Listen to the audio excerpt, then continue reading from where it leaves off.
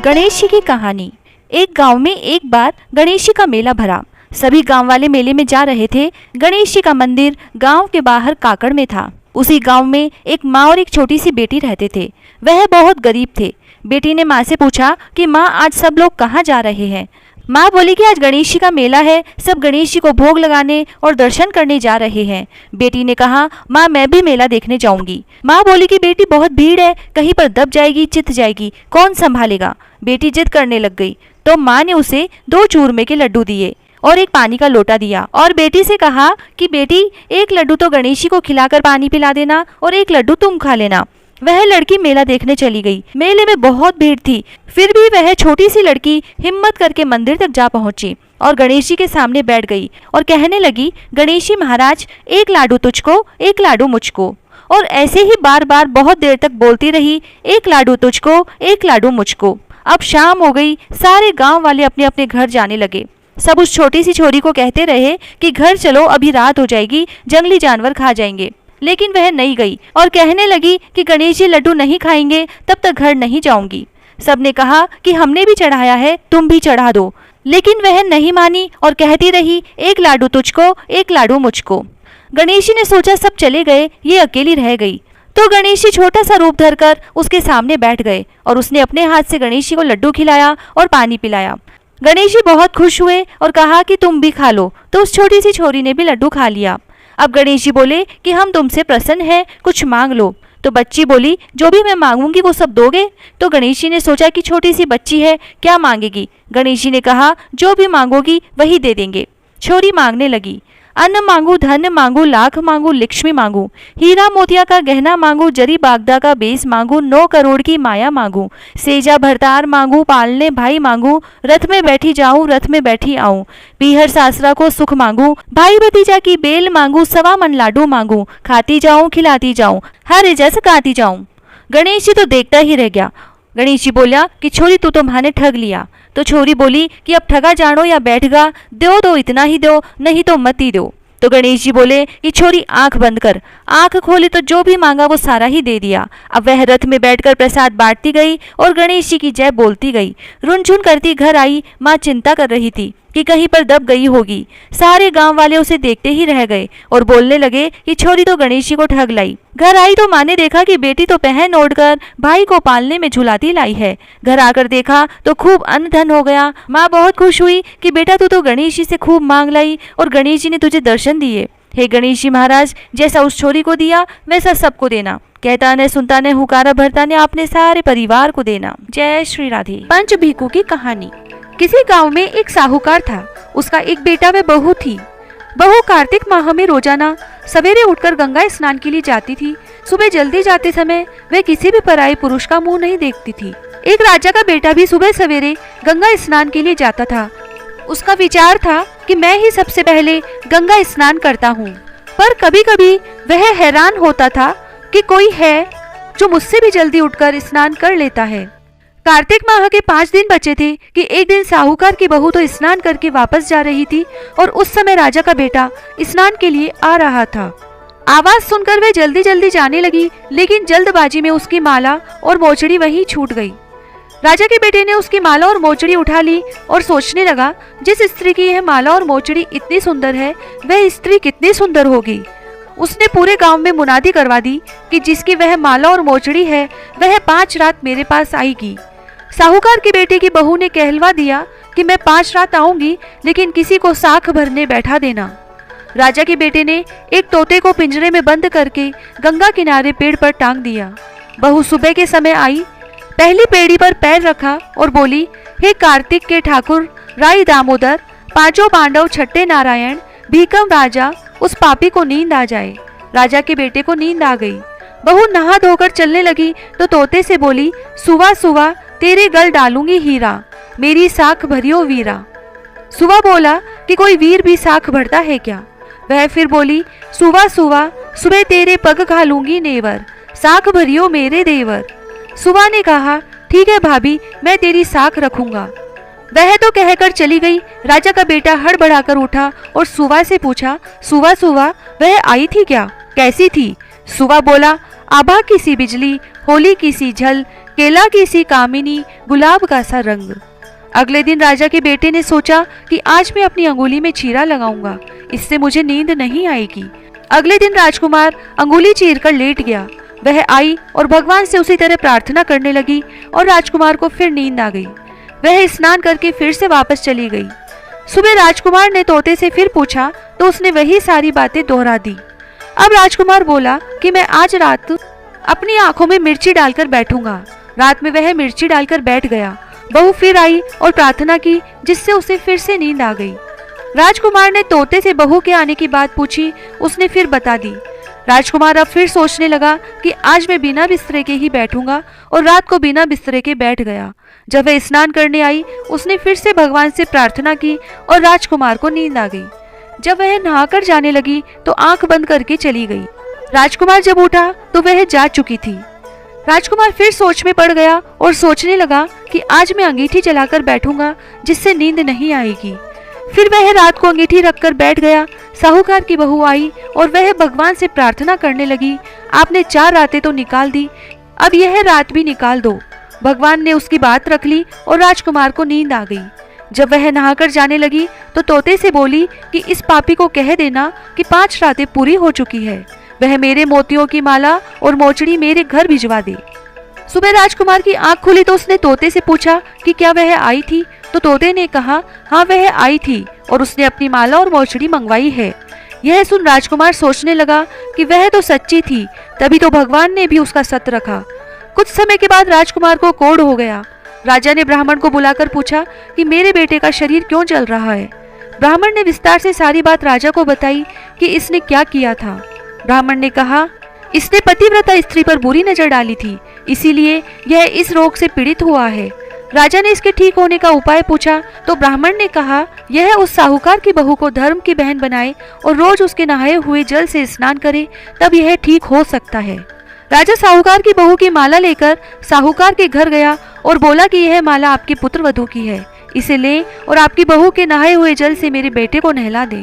साहूकार बोला कि वह तो किसी पराई पुरुष का मुंह तक नहीं देखती, आप उसे इस नाली पर बैठा दीजिए। जब वह ऊपर नहाएगी तब नीचे इस नाली के पानी से आपका पुत्र नहा लेगा। राजकुमार ने ऐसा ही किया और कुछ समय बाद उसका शरीर चंदन सा हो गया। हे पंचभीखु देवता, जैसे आपने साहूकार के पुत्र वधू का सत रखा, वैसे ही सबका रखना। पंचभीखु स्नान करते समय यह भी बोले, पूनो नहाई पड़वा नहाई, 5 रतन 5 तीरथ पंचभीकम नहाई। 1 टका मेरी गांठ में सुनियो रघुराई, आधे का लाई आंवला आधे की राई। राई दामोदर सांवला जिसने सृष्टि रचाई। एक छोटी सी लड़की थी, कार्तिक स्नान कर रही थी। एक दिन उसकी भाभी बोली, काम की न धाम की, सारे दिन कार्तिक महाराज करती रहती है। तो लड़की को गुस्सा आ गया और एक टांग पर खड़ी होकर बोली, हे कार्तिक महाराज, जो मैं सच्चे मन से आपको धाती हूँ तो सोने की मूर्ति बनकर आले में विराजमान हो जाओ। भगवान का सिंहासन डोला कि छोटी सी लड़की तप कर रही है, तो कार्तिक महाराज सोने की मूर्ति बनकर आले में विराजमान हो गए। लड़की आंख खोले तो देखे कि सोने की मूर्ति बनकर कार्तिक महाराज आले में विराजमान है। अब जल्दी से आवाज दी, देख ले भाभी, कार्तिक महाराज देख ले माँ, कार्तिक महाराज देख ले। अब तो माँ भी ध्यावे, अब तो भाभी भी ध्यावे। हे कार्तिक महाराज, जैसे छोटी लड़की का सत रखा वैसे सबका रखना। कहता न सुनता न हुकारा भरता ने सारे परिवार का रखना। शालिग्राम जी की कहानी। एक बुढ़िया थी, वह शालिग्राम जी की सेवा करती थी।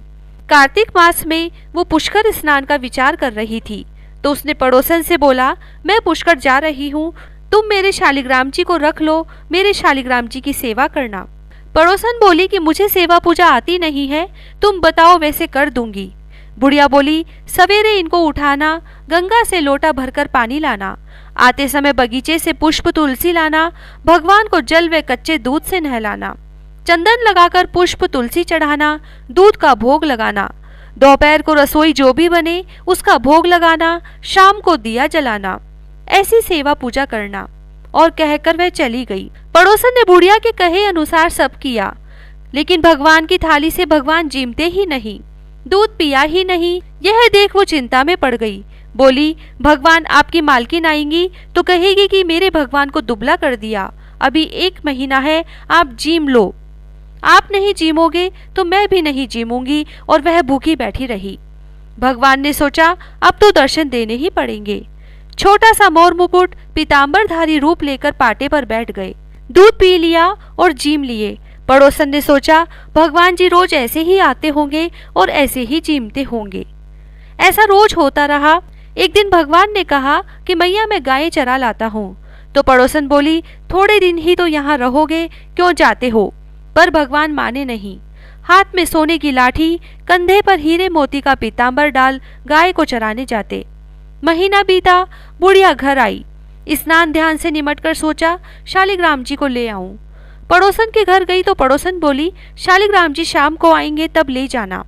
बुढ़िया ने सोचा पड़ोसन झूठ बोल रही है और शालिग्राम जी के लिए जिद करने लगी और दोनों में झगड़ा हो गया। लोग इकट्ठे हो गए तो पड़ोसन बोली कि बुढ़िया को समझाओ कि 1 महीना निकला, वैसे शाम तक और सब्र करे। लेकिन बुढ़िया को विश्वास ही न होए। बुढ़िया धरना देकर बैठ गई। शाम पड़े भगवान आए। गायों को उनकी जगह छोड़कर भगवान मंदिर में विराजमान हो गए। तब पड़ोसन बुढ़िया से बोली कि ले जाओ तुम्हारे भगवान। और भगवान से बोली भगवान बुढ़िया को भी रूप दिखा दो, नहीं तो मेरे प्रति ये अविश्वास करेगी। भगवान ने मोर मुकुट पीताम्बर भर हाथ में सोने की लाठी लेकर दर्शन दिए। हे भगवान, जैसे भोले भक्तों को दर्शन दिए वैसे सबको देना। कहता ने सुनता ने हुकारा भरता ने सारे परिवार की रक्षा करना। तुलसा जी की कहानी। कार्तिक के महीने में सब कोई तुलसा माता को सींचने जाती। सब कोई तो सींच के आ जाती, पर एक बुढ़िया माई आती और तुलसा माता से रोजाना कहती तुलसा माता सत की दाता, मैं बिड़ला सींचू तेरा, तू कर निस्तारा मेरा। तुलसा माता अड़ुआ दे लडुआ दे, पीताम्बर की धोती दे, मीठा मीठा ग्रास दे, बैकुंठ का वास दे, चटके की चाल दे, पटके की मोत दे, चंदन का काठ दे, झालर की झिनकार दे, साई का राज दे, दाल भात का जीमन दे, 11 का दिन दे, कृष्ण का कांधा दे। इतनी बात सुनकर तुलसा माता सूखने लगी।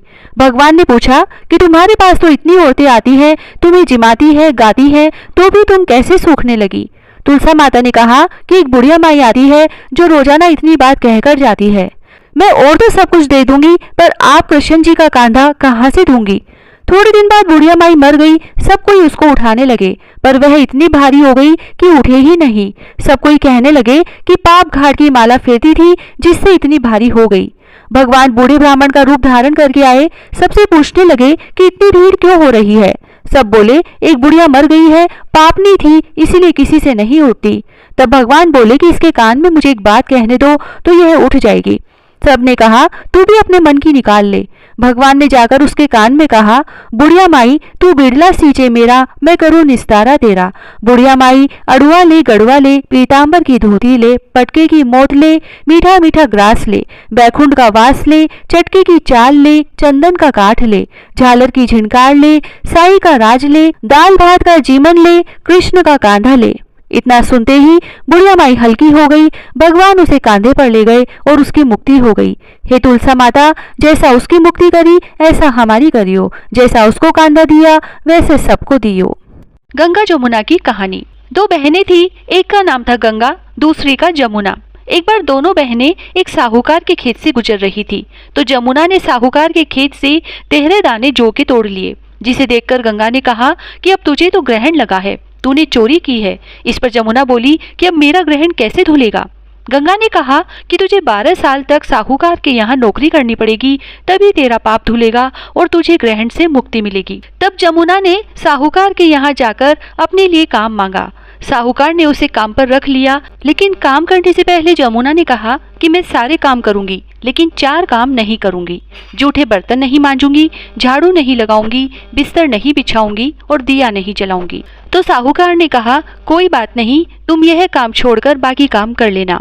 फिर 12 साल के बाद कुंभ का मेला लगा तो साहूकारनी भी कुंभ नहाने जाने लगी। जमुना ने उसे जाते देखकर कहा कि कुंभ के मेले में मेरी बहन गंगा मिलेगी तो उसे यह सोने का टका दे देना, इससे वह अपने हाथों में सुंदर चूड़ियां पहन लेगी। साहूकारनी ने कुंभ के मेले में गंगा को वह सोने का टका दे दिया। गंगा ने उनसे वह टका लेते हुए कहा कि मेरी बहन को कहना कि उसके 12 वर्ष पूरे हो गए हैं, अब वह यहाँ वापस आ सकती है। साहूकार और साहूकारनी वापस घर आए तब जमुना मटके में पानी भर रही थी।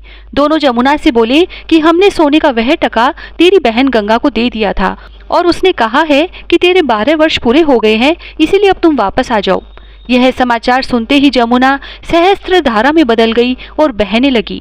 जमुना जी का यह रूप देख साहूकार व साहूकारनी परेशान हो गए कि हमारे घर में जमुना माता ने काम किया, हमें तो अब ग्रहण लगा है, हम यह ग्रहण कैसे उतारेंगे। जमुना बहकर गंगा माता के पास चली गई। गंगा ने जमुना से पूछा कि तुम साहूकार साहूकारनी से कुछ कहकर आई हो या ऐसे ही बिना बताए आ गई। तब जमुना ने कहा कि मैं तो कुछ भी बताकर नहीं आई हूँ। तब गंगा माता ने कहा कि जाओ और उन्हें धीरज देकर आओ, नहीं तो उन्हें जीवन भर असंतोष ही रहेगा। गंगा के कहने पर जमुना माता ने साहूकार साहूकारनी को सपने में दर्शन दिए और कहा कि तुम दोनों उल्टे माथे क्यों पड़े हो, जाओ उठकर खाओ पियो। तब दोनों बोले कि हम कैसे उठे, हमें तो ग्रहण लगा है, क्योंकि हमने उल्टे सीधे और पता नहीं कितने नीच कार्य आपसे कराए हैं। तब जमुना जी बोली कि तुम्हें ग्रहण नहीं लगा, ग्रहण तो मुझे लगा था। मैंने तुम्हारे खेत से 13 दाने जौ के चुराए थे, मैं तो अपना ग्रहण उतारने तुम्हारे घर आई थी। मेरा ग्रहण तुम्हारे घर में 12 वर्ष तक रहने से उतर गया और मेरी मुक्ति हो गई है। फिर जमुना जी ने कहा कि तुम्हें कोई ग्रहण नहीं लगा है, बल्कि मेरे 12 वर्ष यहाँ रहने से तुम्हारी भी मुक्ति हो गई है। यह कहकर जमुना जी स्वप्न से चली गई। दोनों उठकर देखते हैं कि उनके घर में पहले से भी अधिक धन हो गया। हे जमुना माता, जैसे आपने साहूकार व साहूकारनी की मुक्ति कराई, वैसे ही आप अपने सभी भक्तों की कराना। जय श्री राधे। एक जाटका था, एक भाटका था। दोनों पक्के दोस्त थे, लेकिन दोनों में फर्क था। जाटका तो भगवान को मानता था, भाटका विश्वास नहीं करता था। जाटका खूब समझाता कि कुछ तो भगवान का नाम ले लो, लेकिन भाटका उसकी एक भी नहीं सुनता था। एक बार जाटका बहन के घर जा रहा था।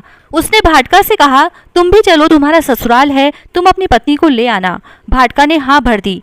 अब दोनों घर से रवाना हुए। गांव के बाहर जाते ही जाटका बोला, आओ भाई हम राम विश्राम करें। उसने कहा कि तुम ही करो, तुम बहन के भाई जा रहे हो, मैं तो ससुराल जवाई जा रहा हूँ, मेरी खूब खातिरदारी होगी। अब जाटके ने गांव के बाहर राम विश्राम किया। राम विश्राम जो करे, करे द्वारका नाथ, ताता मांडा लापसी, देसी लखेसर भगवान, और करके आगे बढ़े। आगे एक पेड़ के नीचे विश्राम करने लगे। जाटका ने सोचा, बहन के घर जा रहा हूँ, बहन को देने के लिए कुछ भी नहीं लाया, ये पेड़ के पत्ते ही तोड़कर ले जाता हूँ। बहन के बच्चे पत्तों की पुपाड़ी बनाकर बजा लेंगे। यह सोचकर पत्तों को गमछे में बांधकर ले गया। अब बहन के गांव के बाहर राम विश्राम करने लगा। उसने दोस्त से कहा तो उसने वापस मना कर दिया। जाटके ने राम विश्राम बोला, राम विश्राम जो करे, सो करे द्वारका नाथ, ताता मांडा लापसी, देसी लखेसर भगवान, देसी द्वारका नाथ, और दोनों अपने अपने स्थान को चले गए। जाटका बहन के घर गया, भाटका ससुराल गया। पंडित हवन कर रहे थे। भाई यह सब देखकर शर्मिंदा हुआ कि मैं तो कुछ भी भेंट नहीं लाया। वह जो पत्तों की पोटली लाया था, उसे खोलकर बहन ने देखा तो उसमें जरी की साड़ियाँ और वस्त्र हो गए, बच्चों के खिलौने और कपड़े हो गए। बहन देखकर खुश हुई और भाई से कहा कि इतना खर्च क्यों किया। भाई यह सब देखकर चकित हो गया और सोचने लगा कि राम विश्राम करने से भगवान ने पार लगा दी। भाई ने बहन को खूब पहनाया ओढ़ाया और सब बहुत खुश हुए और उसने खाना खाकर आराम किया। अब शाम को राम विश्राम करने गया। वह 3 समय राम विश्राम करता था। अब उधर भाटके के ससुराल में आग लग गई। बेचारा आया जब से आग बुझाने में लगा रहा। उसकी एक तरफ की मूछ जल गई और एक तरफ के आधे बाल जल गए। अब मन में सोचने लगा कि अगर दोस्त के कहने पर राम विश्राम कर लेता तो परेशानी नहीं होती। जब से आया हूँ किसी ने भी खाने व पानी के लिए भी नहीं पूछा। अब वह गांव के बाहर गया। वहां पर जाटका विश्राम कर रहा था। उसने भाटके से पूछा कि दोस्त कहो क्या हाल है। दोस्त ने कहा कि हाल तो खराब है, अभी तक खाना भी नहीं खाया और शरीर की हालत बिगड़ गई है, मैं भी राम विश्राम कर लेता हूँ। और फिर दोनों मित्र ने राम विश्राम किया।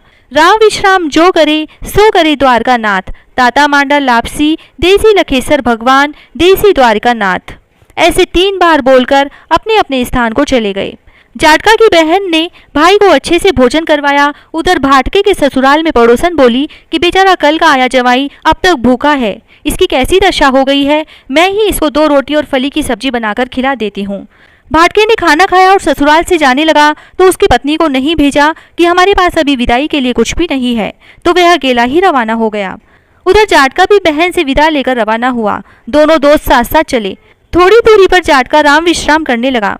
भाटका फिर से मजाक करने लगा कि तुम अपनी पत्नी के पास जा रहे हो, तुम्हें खाना नहीं मिलेगा, तुम ही राम विश्राम कर लो। मैं तो माँ के पास जा रहा हूँ, मुझे तो जाते ही माँ गरम गरम खाना परोस देगी।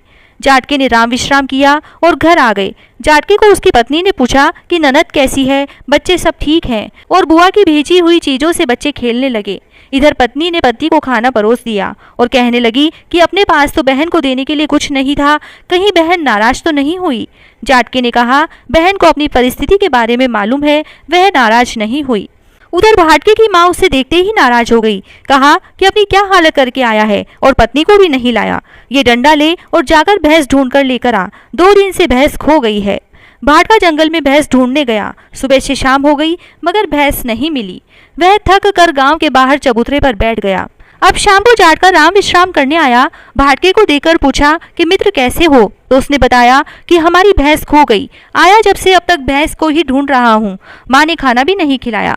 जाटके ने कहा, भैया राम विश्राम कर लो, अभी भैंस मिल जाएगी। राम विश्राम करने से कभी समस्या नहीं आएगी। जीवन में आदत बना लो, हम रोजाना साथ साथ राम विश्राम करेंगे। दोनों ने राम विश्राम किया। राम विश्राम जो करे सो करे द्वारिका नाथ, ताता मांडा लापसी, देसी लखेसर भगवान, देसी द्वारिका नाथ। राम विश्राम करके चले तो रास्ते में भैंस भी मिल गई। भैंस पकड़कर घर आया तब माँ बोली, खाना खा ले, थक गया होगा। उस दिन से भाटका भी राम विश्राम करने लगा। हे राम विश्राम भगवान, लखेसर भगवान, द्वारिका के नाथ, उन दोनों की पार लगाई वैसे सबकी लगाना। कहता न सुनता न हुकारा भरता न अपने सारे परिवार की रक्षा करना। जय श्री राधे। पथवारी माता की कहानी। एक बार पाल माता, पथवारी माता और विनायक जी में खुद को बड़ा बताने के कारण झगड़ा हो गया। सब अपने आप को दूसरे से बड़ा साबित करने के लिए झगड़ रहे थे। एक ब्राह्मण का लड़का वहां से गुजर रहा था। पाल, पथवारी व गजानन जी ने उसे रोका और कहा कि हमारा झगड़ा सुलझाओ और न्याय करो। ब्राह्मण का लड़का बोला, मैं कल वापस आऊंगा तब न्याय करूंगा, अभी तो मैं जा रहा हूँ। घर आकर लड़के ने माँ से कहा, कल मुझे पाल, पथवारी व गजानन जी का न्याय करना है। तो माँ ने कहा, बेटा किसी को छोटा मत बताना, सभी को बड़ा बता देना। दूसरे दिन लड़का वहां गया और बोला, पाल माता आप तो हर व्यक्ति से बड़ी हो, क्योंकि हर व्यक्ति आता है, स्नान ध्यान करके जाते समय पैर की ठोकर दे जाता है, फिर भी आप नाराज नहीं होती हो। पथवारी माता आप भी बड़ी हो, क्योंकि कोई व्यक्ति कितने भी तीर्थ कर ले, धर्म ध्यान कर ले, पर वापस आने पर आपकी पूजा किए बिना उनका कार्य पूर्ण नहीं होता, इसीलिए आप बड़ी हैं। एक जी आप तो बड़े हैं ही, क्योंकि सब देवों को मना ले पर आपको ध्याय बिना कोई काम सिद्ध नहीं हो सकता, इसीलिए आप भी बड़े हैं। पाल, पथवारी और विनायक जी प्रसन्न हो गए और बोले, बालक तेरी चतुरता से तूने हम सभी को बड़ा साबित कर दिया, हमारा आशीर्वाद सदा तेरे साथ रहेगा। यह कहकर उन्होंने थोड़े जौ के दाने उसके अंगोछे में डाल दिए। लड़का सोचने लगा, यह तो घाटे का सौदा रहा, पूरा दिन लगाकर इतना अच्छा न्याय किया और बदले में इतने से जौ मिले। लड़के ने घर पहुंचकर बेमन से जौ वाला अंगोछा कोने में रख दिया। माँ अंगोछा समेटने लगी तो उसमें से चमचमाते हीरे मोती गिरने लगे। माँ बोली, बेटा न्याय करके क्या लाया है? लड़का बोला, माँ कोने में अंगोछे में थोड़े से जौ है, जाकर देख लो। माँ बोली, उसमें से तो हीरे मोती निकल रहे हैं। लड़के ने जाकर देखा तो उसकी खुशी का ठिकाना नहीं रहा। लड़के को सब समझ आ गया कि ये देवताओं का ही आशीर्वाद है। उसने माँ को सारी बात बताई। दोनों बहुत खुश हुए और आनंद से रहने लगे। हे भगवान, पाल, पथवारी माता, विनायक जी महाराज ने जिस प्रकार ब्राह्मण के लड़के को आशीर्वाद दिया, ऐसा आशीर्वाद सभी को देना। कहानी कहने सुनने हुकारा भरने वाले सभी को स्वास्थ्य, समृद्धि, धन धान्य देना। बोलो पथवारी माता की जय। लपसी तपसी की कहानी। एक लपसी था, एक तपसी था। तपसी तो भगवान की तपस्या करता, लपसी रोजाना 1.25 सेर का हलवा बनाकर भगवान को भोग लगाकर टाली हिलाकर जीम लेता। एक दिन दोनों में झगड़ा हो गया। लपसी बोला मैं बड़ा, तपसी बोला मैं बड़ा, क्योंकि मैं भगवान की तपस्या करता हूँ। नारद जी बोले कि तुम्हारा फैसला मैं करूंगा। दूसरे दिन तपसी नहाकर आने लगा तो नारद जी ने 1.25 करोड़ का मुंदड़ा तपसी के आगे गिरा दिया। उसने आंख खोलकर देखा तो मुंदड़ा पड़ा था। उसने उठाकर पैर के नीचे दबा लिया और तपस्या करने लगा। उधर लपसी ने 1.25 सेर का हलवा बनाकर भगवान को भोग लगाकर डाली हिलाकर जीम लिया। इतने में नारद जी आए और दोनों को अपने पास बैठाया। दोनों पूछने लगे कि कौन बड़ा है। नारद जी ने तपसी से कहा कि अपना पांव हटा। पांव हटाते ही मुंदड़ा निकला। तब नारद जी बोले कि मुंदड़ा चुराने से तेरी तपस्या भंग हो गई है, इसीलिए लपसी बड़ा है। तपसी कहने लगा कि मुझे मेरी तपस्या का फल कैसे मिलेगा। नारद जी बोले कि तेरी तपस्या का फल कार्तिक नहाने वाली देंगी। सब कहानी कहकर तेरी कहानी नहीं कहेंगी तो कार्तिक का फल तुझे हो जाएगा। धोती देकर अंगोछा नहीं देंगी, सीधा देकर दक्षिणा नहीं देंगी, ब्राह्मण जिमाकर दक्षिणा नहीं देंगी, दीवा चास कर हाथ न जोड़े तो तेरा पुण्य होगा। कपड़ा देके बटन न लगावे, दाहिने हाथ नाड़ा बांधे तो सबका फल तुम्हें हो जाएगा। और इतना कहकर नारद जी चले गए। लपसी को फल लपसी ने हो जो, तपसी को फल तपसी ने हो जो, माँ की कथा कहानी को फल माँ ने हो जो। जय श्री राधे।